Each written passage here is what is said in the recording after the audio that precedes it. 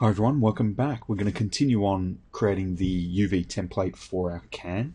And in this section of the process, we need to basically work out the scale of each of these shells in our UV template. So what I'm going to do is just select everything over here in the perspective view. So I have the ring pull, the rivet, and the can all selected. And this is going to show us all of the shells for those objects over here in the template. So the main issue that we have at the moment is that some of these shells are proportionate to one another, and they're the right sort of width versus height. But some of the shells are actually squashed. And the shells that are squashed predominantly are going to be this main sort of upper lip area that runs around the top of the can. Because it definitely shouldn't be this kind of high, like this, or this tall. And the main body of the can might be a little bit out of shape as well. It may need to be either squashed vertically or stretched out horizontally. So really what we need to do is just make sure that each of these shells is basically the right width and the right height. So let's take a look at that process now. Generally what we tend to do is load a repeating pattern onto the object as a temporary texture, and this will show us whether or not the parts of the object are stretched in the template. So with all these objects selected, I'm going to right click and hold on one of the objects like this, and I'm going to come down to assign, let's just go assign favorite material, and we'll just load a Lambert in. Just there, so select Lambert from the list. So this is loading a new material onto the object, and you won't notice any difference over here because the new material is basically the same type and color as the existing material on the object. What we'll want to do is come across to the attribute panel that opens up here, and using these little buttons at the top, we just want to scroll through and look for Lambert 2 just here. So I'm going to click on that tab. So this is the material that's now applied onto all of these objects. And what we're going to do is load in a grid pattern or a checkerboard pattern into the color channel just here. So what we do is click on the little input button at the end of the color channel. And what we want to do is select checker just here from the top of the list. Okay, so that's going to load the checker pattern in. Now, notice here at the moment, basically nothing is showing up. What we need to do is press 6 on the keyboard or click the textured button just here at the top of the viewport, and it will display the pattern. And basically, we can use the texture here to see whether or not parts of the object are stretched within the template.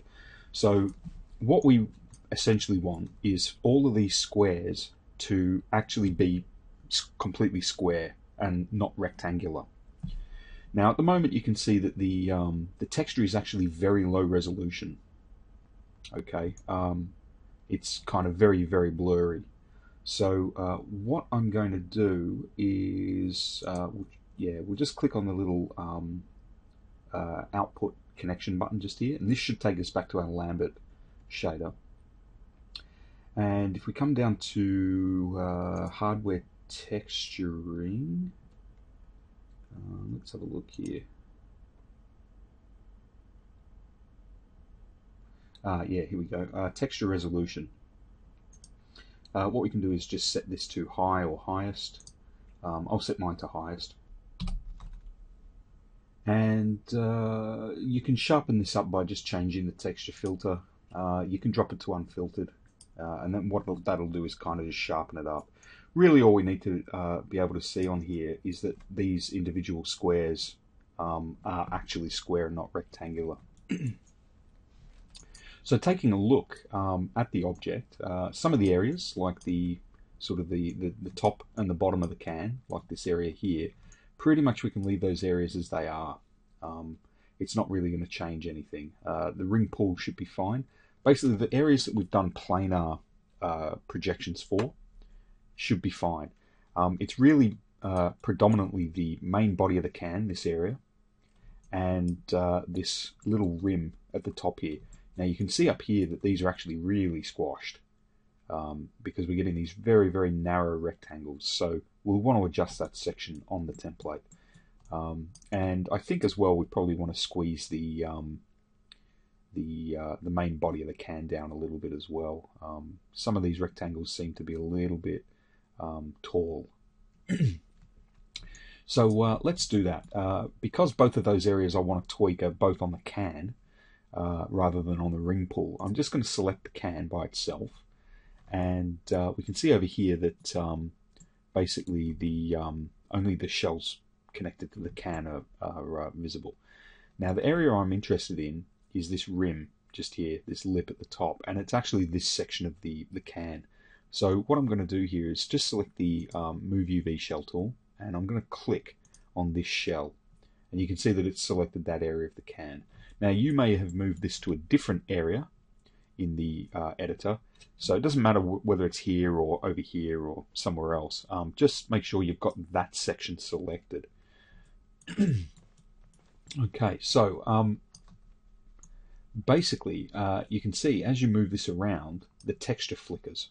The texture flickers around on the object over here, like this. So basically what we want to do is actually scale this or stretch this down so it's basically a lot thinner in this direction, in the vertical direction, the V direction, so that these textures here become square. So to do that, I'm just going to select the scale tool, and I'm going to grab the Y, this what would normally be the Y axis. In this case, it's the V axis in the UV texture editor, this green one. You can also press F, and that'll zoom in on that section of the template. Basically, it's zooming in on the selected area.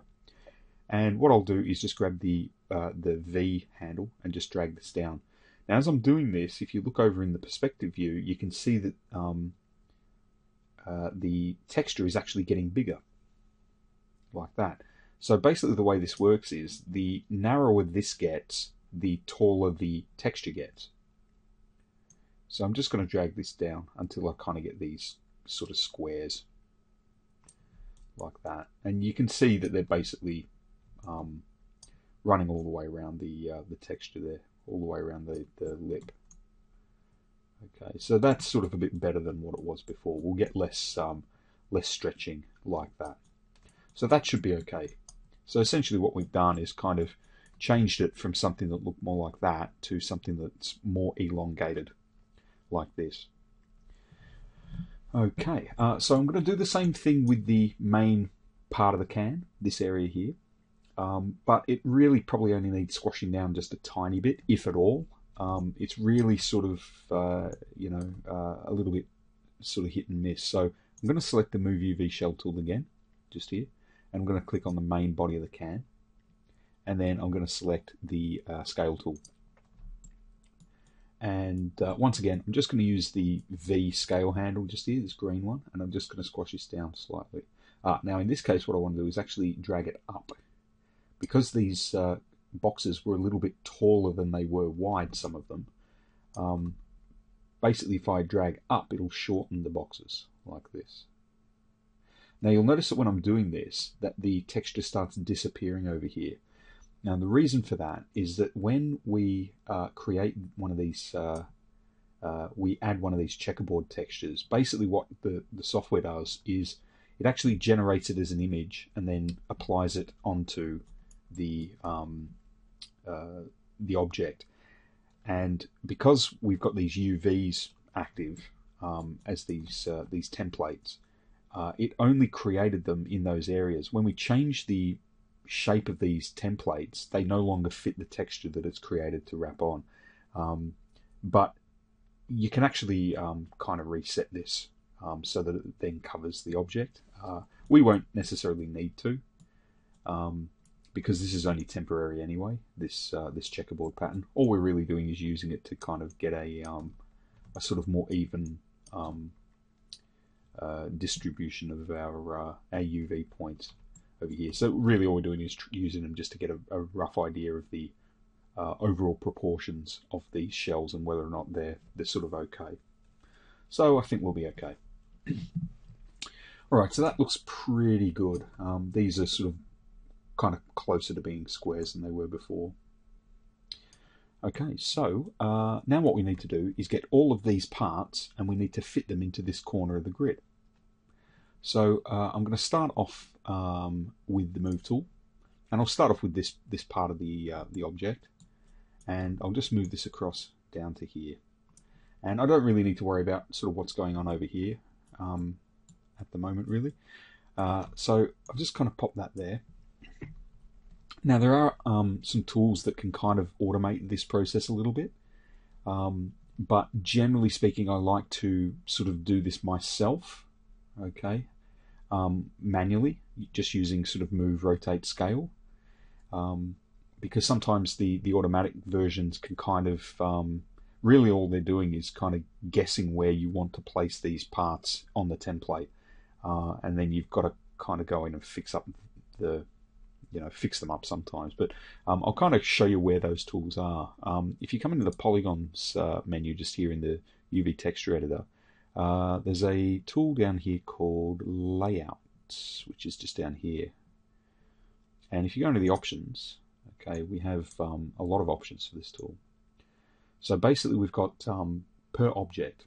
So this is layout objects, per object, or single or multiple objects. So basically what this will do is it'll either treat all of these as it'll either treat multiple objects, like if we had the ring pull and the rivet and the can all selected at once, it would either treat them as all one object and lay all the pieces out so that they didn't overlap one another, which is the way that we want it, or you can set it so that it basically overlaps all of the different shells from different objects. What we want to do is just keep it at per object. We're only doing this, actually we're going to be doing one object anyway, so we can probably just leave that as it is. Separate shells, yeah, you can just leave that as it is. The main one that I tend to turn off is rotate. Because this shell is currently rotated in the direction I want it, I don't want it to be flipped around or sort of randomly spun. What I'm going to do here is turn off rotate, so no rotation. The spacing presets, you could probably put this up to 1024. Okay, we'll be creating a texture at 1024 by 1024 pixels in Photoshop, so a square image. And the percentage space, basically what this does is it puts in this amount of space in between each individual piece of the template. I tend to increase this size a little bit, so like I might go like 0.3, something like that. And you can see there that it actually changes. So depending on what you choose here, it'll actually change the number to suit. So this really is just the gap in between shells. You can see that these two shells here at the moment are overlapping. What this will do is kind of create a gap between them and then fit them all into this area. So that's normally what I'll do, and then I just hit like layout UVs, and you can see there that it's jumped that UV panel and fitted it to the grid. Okay, now if I just select object again, right click and select object mode and select it, you can see that it hasn't done anything with the others, and that's because that was the only section of the template that I had selected. Okay, I have found in some cases that even though I've got parts of the template selected, it still lays all of them out sometimes. So it's yeah, you've got to play around with it and sort of maybe just try selecting one section and using the layout tool for that, and see if it affects the other areas. I've had sort of mixed success with it. But basically, you can see here that what this has done is basically fitted the object to the grid, so that in this case, because it's a wide object, it's not tall. What it does is it fits the biggest dimension of the particular shell that you're doing to the grid. So it hasn't stretched it up so that this fills the entire thing. It's kept it all in proportion, but it's basically squeezed it into the grid. So what I'm going to do with this one is I'm going to move it up so that it's actually at the top of the grid here. So I'm just going to grab the Move UV selection tool and click on the shell. And then I'm going to drag this up until the top edge of the shell, where these top row of UV points are at the top of the grid here, like this. Now you can leave a little bit of a gap, that's okay, but basically what you want to do is try and get it as close to the top as you can without going over. So you don't want it hanging over outside the grid. You just want it just sitting inside, like that. Now, if I just tap the space bar here, you can have a look. You can see here that it's left a 0.1 gap in between the edge of the grid and the edge of the shell. All right, so there is a little gap there, and that's because of that spacing that was set up in the layout options just before. Okay, so there's the first part of our template. All right, now so I can see these a little easier, I'm just going to press the toggle shaded UV display. All right, so you can see here we've got red polygons, and down here we've got blue polygons, and in here these are blue as well. I can turn off this black background just here by clicking on this little face button. So basically I know that this is inside out. So what I want to do is basically flip that so it's the right way out again. So I'm going to click on this top section just here. Once again, I've still got the Move UV shell tool selected, and I'm going to use the flip UVs, and I'm just going to flip them horizontal using this flip selected UVs, and it becomes blue. Now it doesn't look like it's done anything because it's a perfect circle. If you had an odd shape, you would actually see it mirror and kind of flip to the opposite direction. But in this case I know it's worked because this is now blue. Okay, so I'm going to place this object next to this one. Okay, and I'm not overly concerned about them being even or anything like that, or lined up. Okay, I just want to kind of get them next to one another, and I'm going to drag a box across both of them like this. So now what I want to do is add these onto the template. So what I'm going to do once again, basically these are going to fit down in here somewhere. All right, and because I want them to be sort of horizontal like this, so they fit into this gap, I've placed them next to one another rather than one on top of the other, or vertically like this.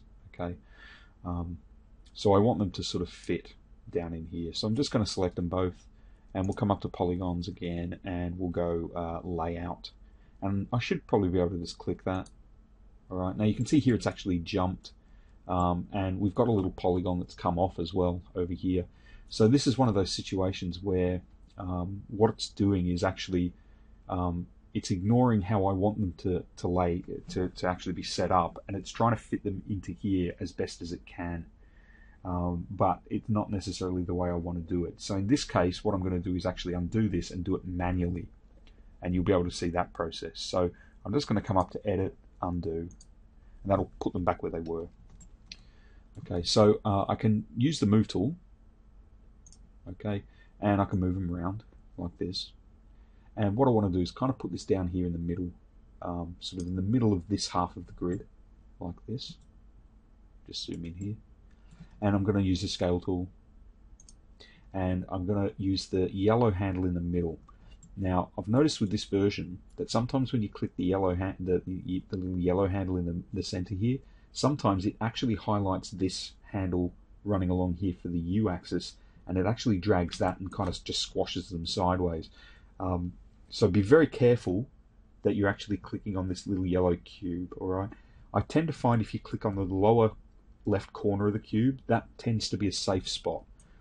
So what we want to do is click and drag to the left on that little yellow cube in the middle, and I want to drag this until these two circles will fit in here below this this label area.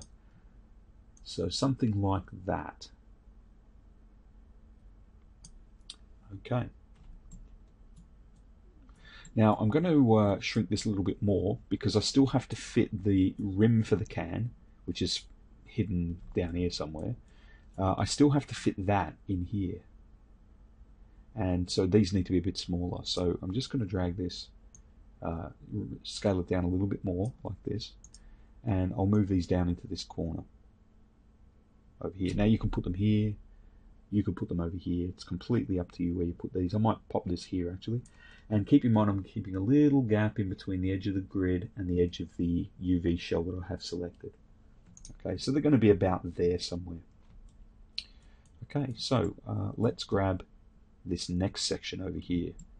Now, keep in mind, I'm still in UV mode at this point, and even though I didn't manually set UV mode, okay, it switched on when I used the Move UV Shell tool. All right, I'm going to turn that back on and grab this one. And once again, like, you know, this is going to be a pretty basic one. It's just going to fit in sort of this area over here, like this. But what I might try and do is use the Layout tool again, and just get it to kind of fit automatically. That way it should turn out hopefully to be the same width as the main label up here. So we'll go back up to we'll go back up to polygons and down to layout, and we'll just click that. And you can see there it's basically scaled itself to the grid again in the same way that this upper section did. And let's grab the Move UV Shell tool again and just click on it. Now in this case it appears to be in two pieces. Okay, we've got sort of an upper section and a lower section, so they're actually possibly separated. Yeah, you can see there that it's actually separated some pieces out, which is sort of unfortunate. So when I select these, what I'm going to do is actually drag a box across them like that, and you can see now I'm kind of getting them all. And I'll just move them up to the top. Or not to the top, but sort of just to the sort of upper side of the these two circular sections here. Okay, so well, technically what we could do is actually move these right to the top of the template and move the label area down, but I'd like to have the label area at the top just so it's a little bit easier to isolate it from the other sections of the template. You can leave a bit of a gap as well. Make sure you leave gaps between your templates shells. You don't want to have them sort of sitting over the top of one another like this. That'll actually cause, if I place this here for example, what would happen is that the label that I would paint in this area would also appear on this little metal lip, because the metal lip polygons on the template are actually sitting underneath the label area. So we just want to make sure that they're definitely separated out like this. Okay. So now let's just scale and position the ring pull. So I'm just going to deselect everything. I'm going to turn this tool off by clicking on the select tool, and I'll tap my space bar. And this time what I want to do is right click and hold and select object mode and drag a box across everything over here. And all we need to do now is select these and scale them down to fit in this corner of the template. So once again I'm going to grab the Move UV Shell tool, and I'll just drag a box across the ring pull and the rivet, and I'll move this up into roughly this area here. I'll just tap my spacebar to zoom in on this for you. So all we're doing is put in the middle of the Move tool, sort of in the middle of this empty space, and then we'll grab the Scale tool, and using the middle handle for the Scale tool, we'll just drag that to the left again to shrink it like this, and basically what we do is shrink it down until we can kind of fit it in this corner like this. So generally speaking, what we want to try and do where possible, especially for areas that are going to have labels applied to them, like the top of the can, usually what we would do is try and make these as big as possible within the space that we have. So for example, the main label for the can, this is as big as it can get without being stretched, because pretty much the widest dimension on the label is this sort of U horizontal direction, and that's already at the edges of the grid. So we can't make that any bigger. But this top, we could actually make that a bit bigger. So what I might do here is grab the Move UV Shell tool. I'll click on this base for the can and move this across a little bit. And then I can grab this and kind of bring it up a little bit here in the middle. And then I can just use the Scale tool and scale this up. So you can see here I can actually make it quite a bit bigger than it was. And what that's going to do is increase the it basically increases the number of pixels on the texture that would fit into this corner of the grid, the image map from Photoshop. And the more pixels that it covers, the more resolution technically we can get from it, so that the texture comes out much sharper on this area of the template. So really all we do is we just keep adjusting we can kind of just keep, kind of moving these little pieces around everywhere, and just kind of fitting them in, and squeezing them in as much as we can until we're sort of happy with the scale of everything and the position of everything. So I can just kind of squeeze that up a little bit. Now it's pointless trying to make this any bigger by making this smaller, because this can no longer get any taller than it already is, because it's basically running out of room because of this piece here. So I've got a little gap in there, a little gap at the bottom and at the side. So that's really about as big as that can get. So likewise with the ring pull, we can pretty much just scale that up slightly until the height is sort of going to fit in between this piece and the bottom of the grid. Okay, that's slightly too big, so I'm just going to squeeze that down a little bit to give me a little bit of a gap at the top and the bottom. Now this piece here is not as important because it's not going to have any kind of label applied to it. It's just going to be like bare metal. So we don't really need to worry as much about this one. So what I'm going to do is just grab it a little bit, just shift it over slightly, and you can see there that it does actually fit in between those two parts without it kind of crossing over. So you can see there it's not quite touching, and that's what we want. We don't want this thing to be halfway over here, or any of the other parts. So as long as they all fit in without actually crossing over one another, you should be okay. Alright, so that's our template for our can finished. What we're going to do now is export this template as an image, and in the next video we're going to open it up in Photoshop and assemble our texture. So what we do is, first of all, I'm going to right click and hold, select object mode, and I'm going to grab all of the objects for the can, and I'm going to turn off the Move UV Shell tool. That's really important. Always make sure you turn this off. Okay, so what I want to do is basically I want to delete the history on the object. Now the reason for that, if I have a look at the channel box, I've got a few polygon or polytweak UVs and polyplanar projections here. If I leave these in, if I try and animate this can, it can actually ruin the template, and then the texture won't work properly. So after you've done your UV template, you need to delete the history on the object. So we just go up to Edit, Delete by Type History. Whoops, just here. And that'll get rid of it, and it basically locks the template in the position. You really absolutely have to remember to do that. I've seen people, and it's happened to me as well, I've seen people have to basically rebuild entire UV templates because they've kind of become all scrambled up because they forgot to get rid of the history for those projections. Alright, so let's export the template now. So I'm going to right click and hold on the template, select UV, and drag a box across all of it. So all of the UVs in the object select. I'm then going to come up to the Polygons menu at the top of the UV editor and down to UV Snapshot. And we get this panel here. So you can see here it's basically reading into the Images folder in our project folder, which is just here. And automatically it calls the file OutUV. Now I don't want it to be OutUV because if I have to do a template for another object, it'll try and call that OutUV, and it might try and overwrite my original template. So always rename your template. So in this case, I'm going to call this can space template, and usually what I'll do is put template in capitals just so it stands out in the folder. Now the size, I don't want to go 4096, that's going to be overkill. Probably what I'll do here is go 1024 by 1024, like that. So this is pixels, and this is going to be the size of the image in Photoshop.